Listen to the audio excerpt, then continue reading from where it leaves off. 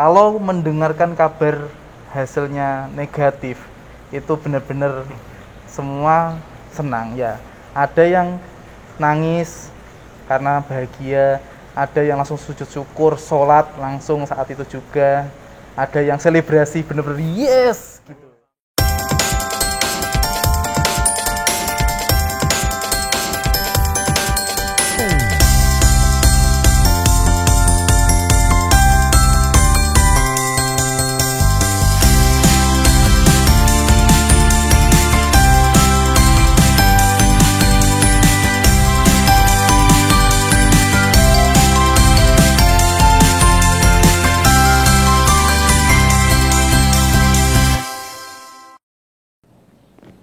Berbicara tentang COVID-19, semua orang terkena dampaknya, semua orang susah, termasuk juga para tenaga medis yang ada di rumah sakit.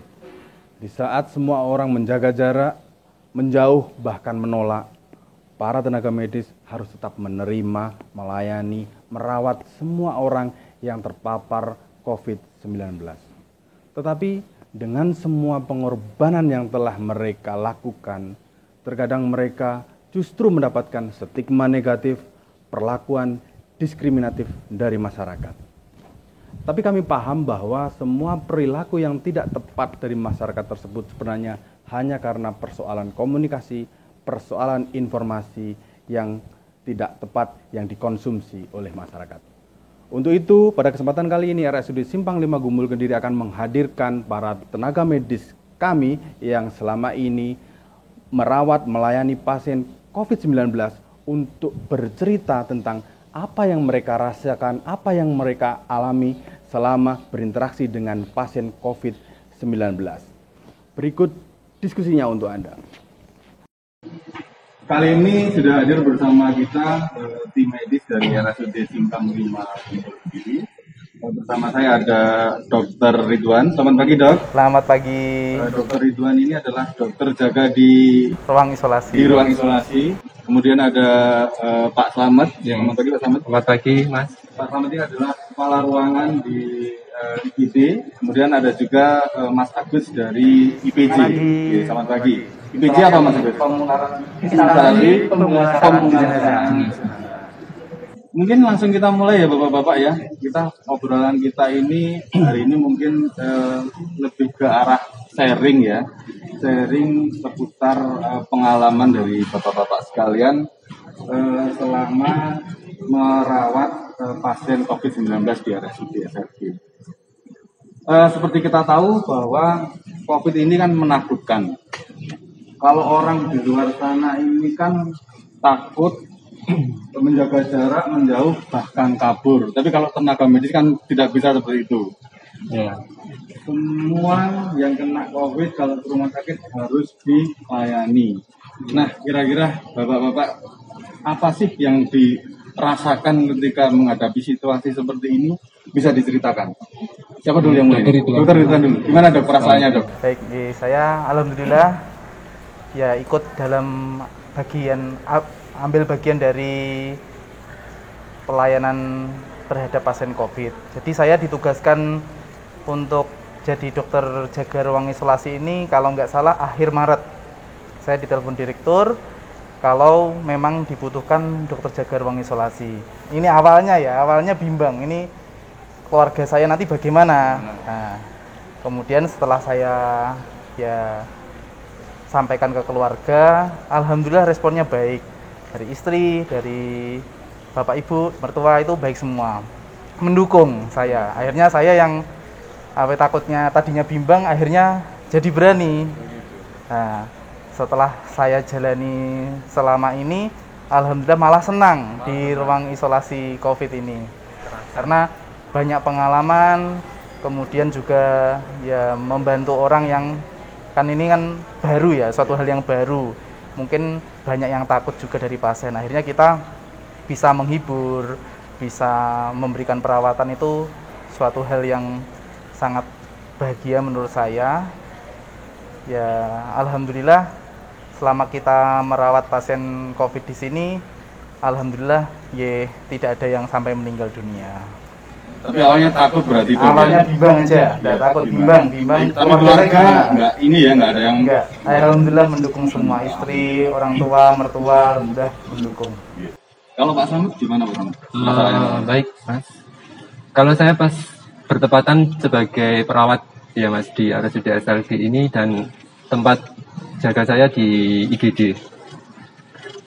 Untuk pertama kali saya kira semua petugas kesehatan baik kan petugas kesehatan itu banyak. Ada dokter, perawat, laboratorium, radiologi, teman-teman pemulasaran jenazah dan lain sebagainya yang tidak bisa saya sebutkan satu persatu pasti akan mempunyai suatu rasa khawatir seperti yang disebutkan oleh rekan kita Dr. Ridwan karena ini merupakan suatu hal baru, pandemi yang terjadi di seluruh dunia. Kalau pengalaman saya sendiri sebagai seorang perawat, awalnya dulu memang ada rasa khawatir, sama khawatirnya karena transmisi penularan COVID-19 ini sangat cepat sekali dan sangat mudah. Yang saya takutkan itu ketika saya nanti pulang membawa virus ini dan menularkan ke keluarga seperti itu. Karena meskipun kita mempunyai suatu protokol kesehatan yang cukup disiplin dan alat pelindung diri yang sudah lengkap juga, banyak kejadian teman-teman petugas kesehatan yang terinfeksi juga. Tapi yang kedua, ada selain dari perasaan khawatir itu, dari saya pribadi dan mungkin sebagian besar teman-teman perawat itu punya suatu rasa bangga, Mas, atau rasa suka ketika kita bisa membantu sesama yang memang saat ini sedang membutuhkan bantuan di bidang kesehatan. Dan saya sebagai salah satu ASN, ini merupakan suatu kewajiban saya sebagai pegawai negeri untuk mengabdikan diri saya sesuai dengan kompetensi saya di bidang kesehatan. Jadi ada dua perasaan di saya itu. Seperti itu. Kalau dari keluarga, istri bagaimana Pak Slamet? Ada kekhawatiran tentang itu ada nggak? Ada kekhawatiran. Ketika saya pas pulang itu, mesti saya disuruh menjauh pada saat awal. Takutnya kan pas saya punya keluarga juga, 2 anak kecil, masih kecil. Dan istri saya juga pas kebetulan sebagai perawat juga di puskesmas. Ya, sehingga kita sama-sama menjaga supaya semuanya aman gitu Mas. Sekarang lanjut ke Pak Agus. Kalau Pak Agus, gimana perasaan Pak Agus menangani pasien COVID? Dalam menangani jenazah COVID ini, saya dan rekan-rekan tetap semangat sesuai dengan SOP dan prosedur yang ada. Dan selama ini kita tetap waspada juga dalam menangani hal ini dan hati-hati. Selama menangani pasien COVID, ada pengalaman berkesan seperti apa yang Bapak-Bapak alami? Mungkin Dr. Ridwan dulu. Pengalaman menangani COVID ini yang berkesan emosionalnya suatu pasien. Jadi yang saya temui emosional pasien itu berbeda-beda. Ada yang santai, nggak takut, ya biasa, dia tegar ya menjalaninya. Ada yang sedih, jadi saya ada beberapa pasien tuh nangis. Beberapa hari dirawat di ruang isolasi itu nangis, minta pulang. Ada yang memikirkan keluarganya. Dok, ini nanti saya di sini lama, ini bagaimana dengan anak istri saya, makan apa? Seperti itu benar-benar ya emosional lah ya. Kalau misalnya sampai keluarganya ini bagaimana kondisinya, ya saya sampaikan ini kalau bapak di sini insya Allah ya keluarga istri dan anaknya insya Allah adalah yang dari desa itu yang membantu mengopeni lah itu. Kemudian ada juga yang marah-marah, ingin keluar dari ruang isolasi, nyabut infus, sampai berdarah-darah itu ada. Ya cuma satu pasien aja. Alasannya ya ingin pulang. Sedangkan kita masih melakukan perawatan pada pasien tersebut. Hal-hal tersebut itu yang ya menurut saya ya jadi mengesankan lah. Bagaimana kita menanggapi suatu masalah-masalah yang dirasakan oleh pasien. Menyentuh itu. Iya. Satu lagi, kalau mendengarkan kabar hasilnya negatif, itu benar-benar semua senang ya.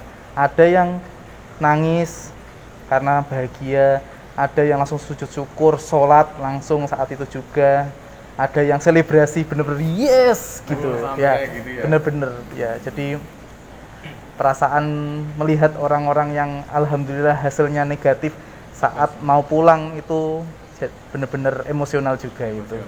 Membuat bahagia juga ya dok ya. Membuat bahagia, alhamdulillah bisa membantu merawat, akhirnya bisa sampai negatif begitu. Kalau Pak Samad, ada pengalaman apa Pak Samad? Pengalaman kami Mas sebagai perawat di IGD dan penanganan COVID-19 ini yang paling berkesan itu ketika pertama kali kita ada pasien PDP waktu itu Mas, di bulan Maret akhir. Karena pas di awal-awal itu ya? Awal-awal kita di Kabupaten Kediri di RSUD SLG itu menerima pasien dengan status PDP.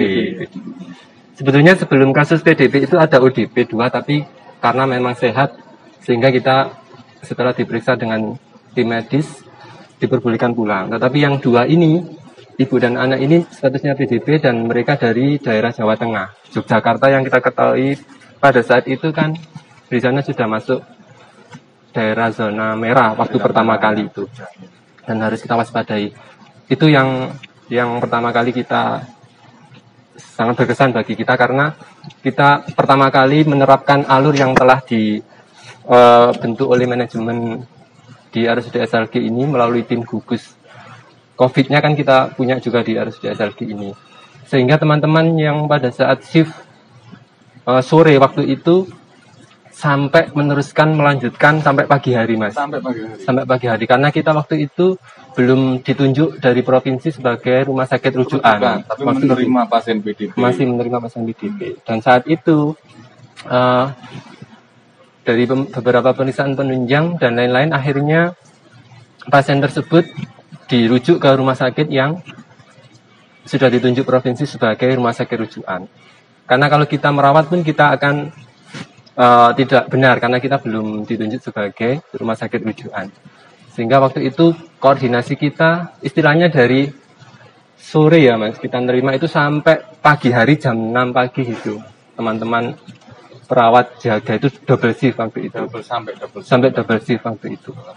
Itu yang pertama. Yang kedua, ketika kita menerima pasien-pasien setelah kita jadi rumah sakit rujukan, maka variasi dari pasien yang kita terima malah lebih banyak lagi dengan berbagai macam kondisi. Ada yang persalinan, nah itu kita juga sangat berkesannya itu ketika kita memakai hazmat level 3 itu dari awal observasi persalinan sampai persalinan itu terjadi itu membutuhkan waktu yang lebih dari 6 jaman teman-teman bidan itu Mas. Terus yang terakhir itu kalau kita pengalaman berkesan itu ketika seperti yang disebutkan oleh Dr. Ridwan Mas, bahwa saat pasien-pasien yang kita rawat dengan status konfirm positif COVID-19 ini dinyatakan sembuh oleh DPJP, itu tidak bisa dihitung dengan materi Mas. Itu bagi kami suatu kepuasan yang tersendiri. Kita bangga bisa membantu sesama seperti itu. Kalau Pak Agus, ini saya dengar ini pernah ada pengalaman memakamkan malam-malam ya. Betul. PDP ya. Iya, Itu gimana Pak Agus ceritanya? Ini yang pengalaman yang sangat paling berkesan sekali di tim kami dengan rekan-rekan ya. Kita 3 orang, terus supir driver 1 dan 1 lagi dari perawat. Itu malam ya Pak Agus? Malam. Sekitar berangkat itu jam 12. Kan nyampe TPU itu jam 12. Jadi untuk penguburannya itu pun ya kita berlima. Karena kita warga juga cuman ada yang lihat aja, nggak ada yang membantu. Ya mungkin mereka ketakutan juga, ya. Selain itu juga kan untuk kepala desanya di sana juga pun nggak ada. Makanya kan nggak ada yang memberikan arahan kepada warganya. Jadi ngubur itu Ya, kita sendiri. Jadi dengan cangkul 2 kita gantian. Dengan napas yang seadanya, udah lelah kita gantian. Jadi saling berganti sampai selesai. Malam ini. Iya. Dan pakai APD level 3. Iya, APD lengkap. Yang bagas Iya, ya. itu udah lengkap. Makanya kita kan napasnya itu yang tersenggal-senggalnya, makanya nggak bisa secepat mungkin dan mengerjakan tugasnya. Luar biasa. Dari semua pengalaman tadi, yang mungkin ini banyak horornya ya Pak ya, kalau bicara tentang penanganan COVID, kira-kira apa yang menguatkan Bapak-Bapak sekalian? Pak Slamet, apa yang menguatkan? Oh iya, baik Mas. Yang menguatkan bagi kami itu, bagi saya sendiri juga itu ada dua. Yang pertama, dari sisi kerohanian kita Mas, kita punya Tuhan Yang Maha Esa, Allah Subhanahu wa Ta'ala, itu yang sebagai pedoman kami. Dan yang kedua itu dukungan dari berbagai macam organisasi profesi, terutama dari manajemen RSUD SLG sendiri itu Mas. Sehingga itu yang bisa menguatkan kami, seluruh tim yang ada di SLG ini untuk bisa menangani pasien COVID ini tanpa rasa khawatir lagi. Ketika kita akan melakukan saat shift awal kerja itu, kita selalu briefing dulu, disertai dengan doa, sehingga kita berharap diberikan keamanan, keselamatan juga Mas. Karena sesuai dengan beberapa pengalaman kan, meskipun kita sudah pakai APD lengkap level 3 pun ada beberapa teman-teman yang terinfeksi gitu.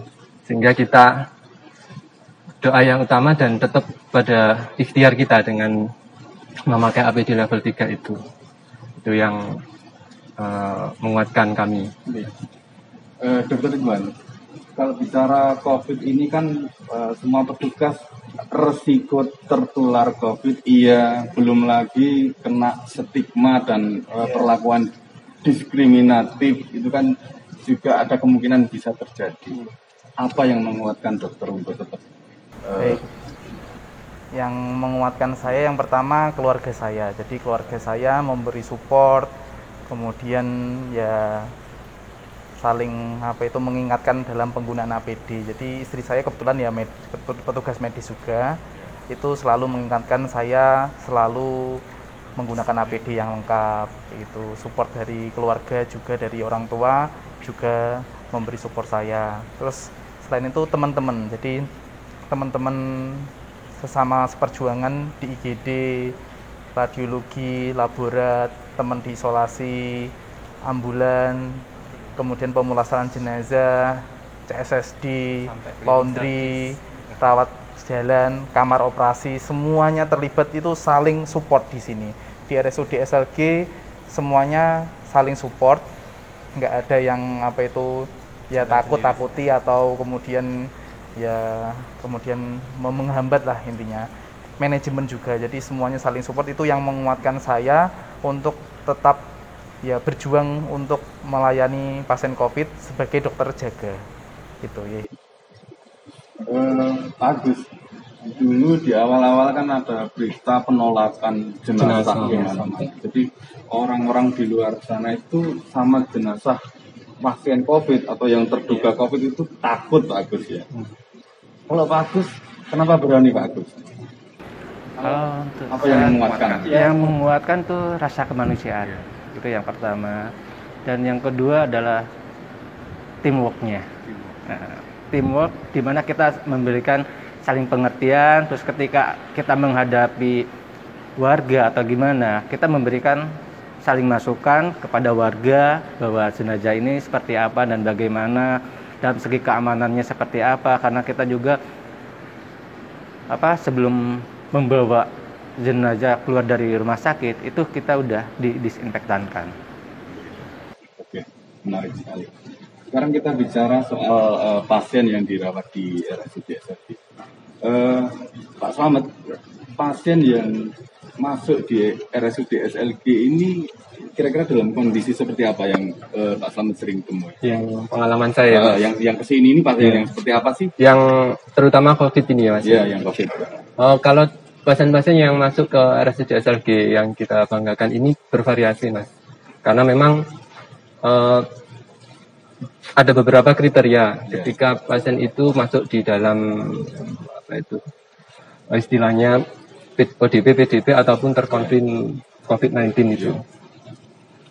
Dan kalau misalkan ini gambaran sedikit, ketika ada pasien-pasien dengan masih dalam status ODP ataupun PDP masih bisa kita layani di IGD. Tetapi ketika ada rujukan dari luar Vaskes dan sudah ada hasil laboratorium swab yang menyatakan positif, maka alurnya tetap kita transit sebentar di IGD, selanjutnya langsung kita transfer ke ruang isolasi COVID kita, karena di ruang isolasi tersebut sudah standar, sudah kita atur sesuai dengan tata pelaksana bangunan dan sudah negatif pressure juga di situ. Kalau bicara tentang yang PDP ini, kira-kira atau pasien COVID-nya sendiri, yang banyak Pak Slamet temui ini, apa sih gejala-gejala yang ditunjukkan oleh pasien tersebut? Mungkin sesak nafas atau bagaimana? Kalau gejala mungkin yang ada selama ini, yang paling sering memang kan gejala COVID ini seperti gejala influenza, Mas. Yang paling sering muncul itu.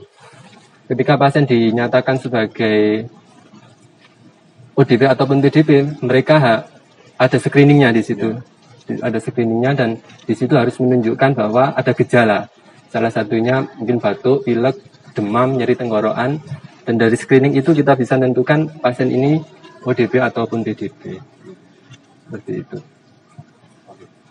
Untuk Dr. Ridwan, ini nyambung dari apa yang sudah disampaikan oleh Pak Slamet. Kita bicara tentang metode, Dok. Gimana sih prosedur atau metode yang diberlakukan oleh RSUD SLB untuk menentukan bahwa oh ini pasien COVID, oh ini bukan? Seperti apa, Dok? Baik, kita kan sebagai rumah sakit rujukan ya, itu ada dua kemungkinan. Kita dirujuk dari fasilitas kesehatan yang lain atau pasien datang sendiri.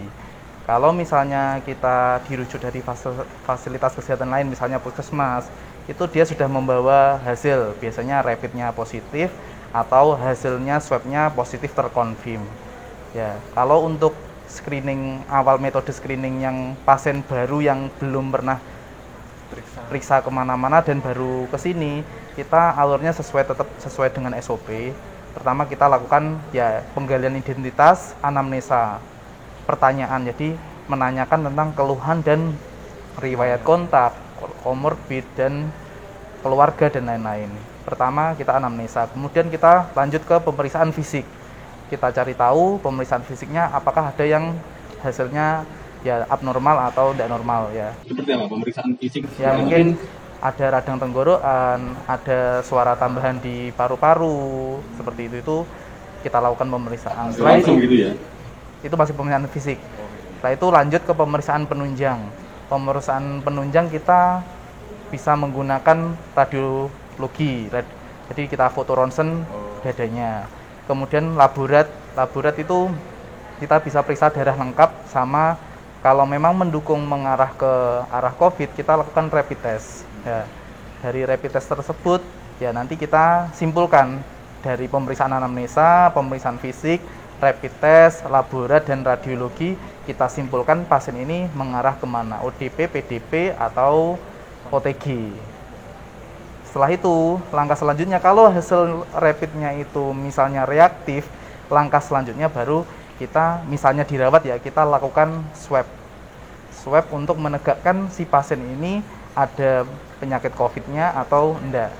Kalau hasilnya itu positif ya berarti kita tata laksana sesuai COVID.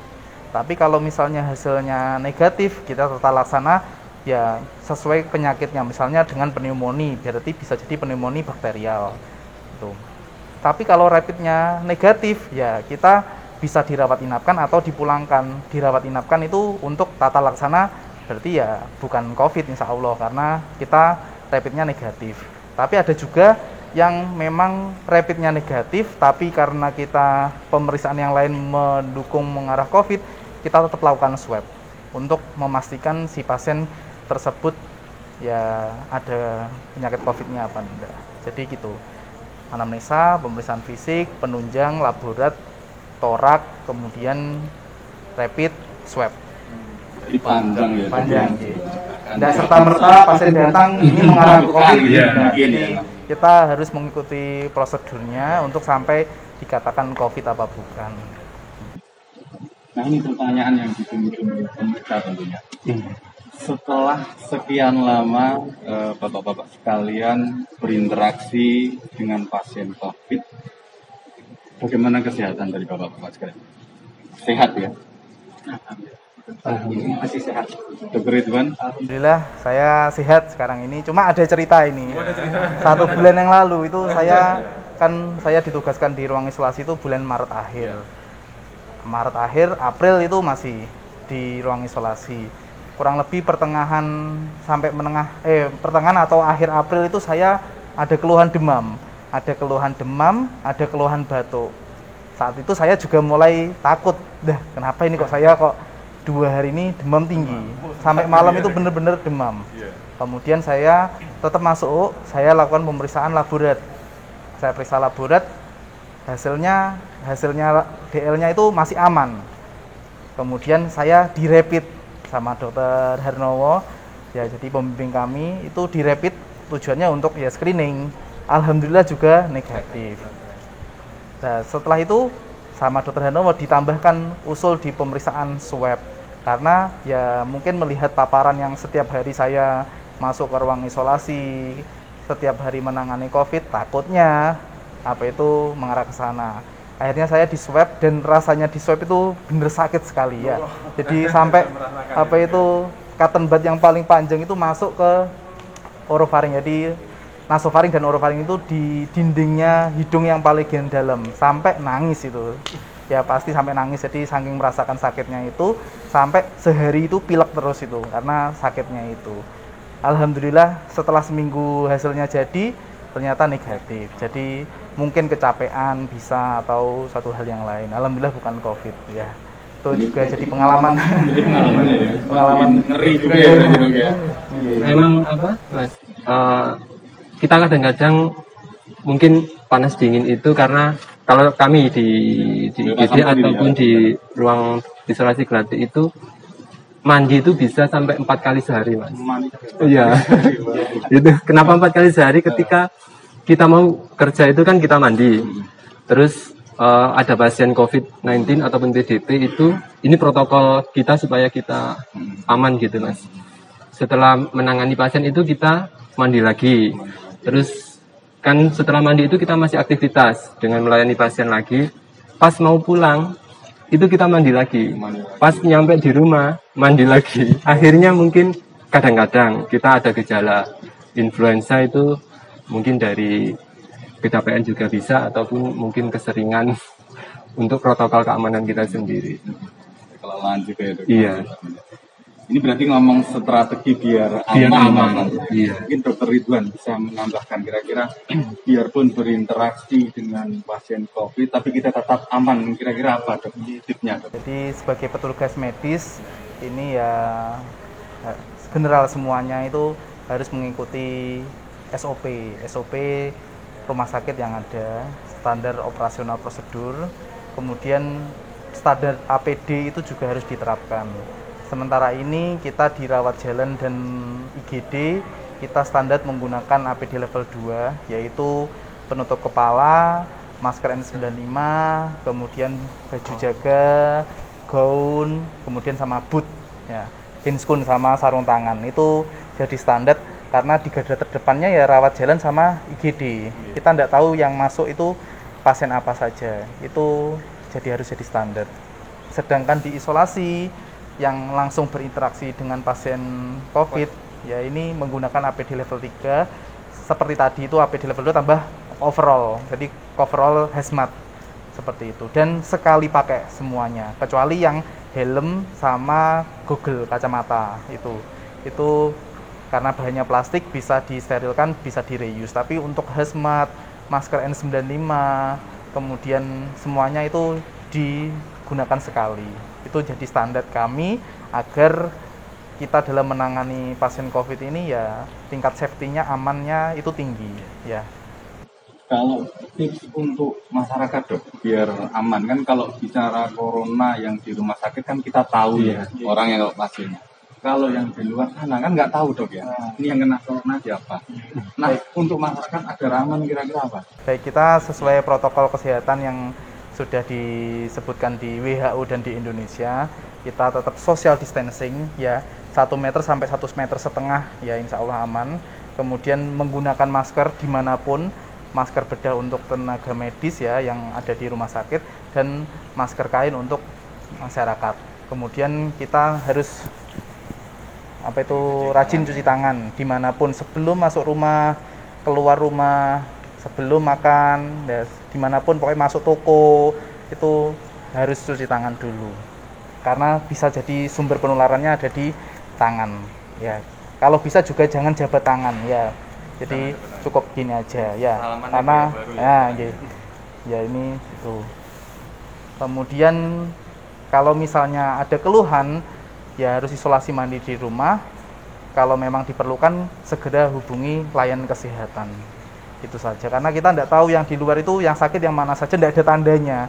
Jadi ya jaga jarak, cuci tangan, pakai masker, kemudian jangan berkerumpul. Kalau ada keluhan jangan keluar, kalau memang butuh keluar ke rumah sakit atau ke fasilitas kesehatan yang lainnya. Sekarang waktunya untuk closing statement. Mungkin saya beri kesempatan pada semuanya ya untuk memberikan closing statement. Dimulai dari siapa dulu? Monggo Pak Slamet. Pak Slamet. Pak Slamet, Mas Agus, Dr. Ridwan. Baik, terima kasih Mas Dajuli. Terakhir mungkin pesan dari saya sendiri sebagai perawat dan mewakili teman-teman tim kesehatan di manapun berada, menghadapi new normal ini ketika beberapa fasilitas masyarakat umum itu sudah dibuka atau sudah diperbolehkan untuk beraktivitas seperti sedia kala, kiranya kita tetap mentaati atau patuh pada protokol kesehatan atau aturan yang sudah ditetapkan oleh pemerintah. Gitu. Untuk masyarakat, sekiranya kita jangan takut untuk masalah COVID-19 ini, tetap waspada dan ikuti aturan. Terima kasih. Baik, ini COVID ini bukan aib ya, jadi banyak paradigma masyarakat yang masih menganggap ini suatu aib ya, dan si pasien pun akhirnya dampak sosialnya sangat berbeda. Yang dulunya mungkin di dekat, sekarang jadi jauh karena ditakuti ya, karena ini bukan aib. Mohon untuk pasien yang terdampak COVID ataupun sudah sembuh dari COVID jangan dikucilkan, karena itu juga bagian dari kita, sama-sama juga sesama manusia.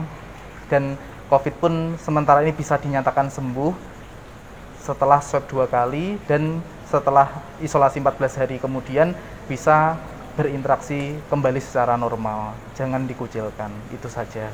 Terima kasih. Demikian tadi sudah kita saksikan bersama bincang-bincang kita dengan tenaga medis RSUD Simpang 5 Gumbul Kediri yang menangani COVID-19. Mudah-mudahan apa yang disampaikan tadi semakin memberikan informasi kepada kita sehingga kita bisa bersikap lebih bijak dan arif merespon fenomena COVID-19. Sekian dari saya, jangan lupa untuk ikuti channel ini, like dan subscribe. Assalamualaikum warahmatullahi wabarakatuh.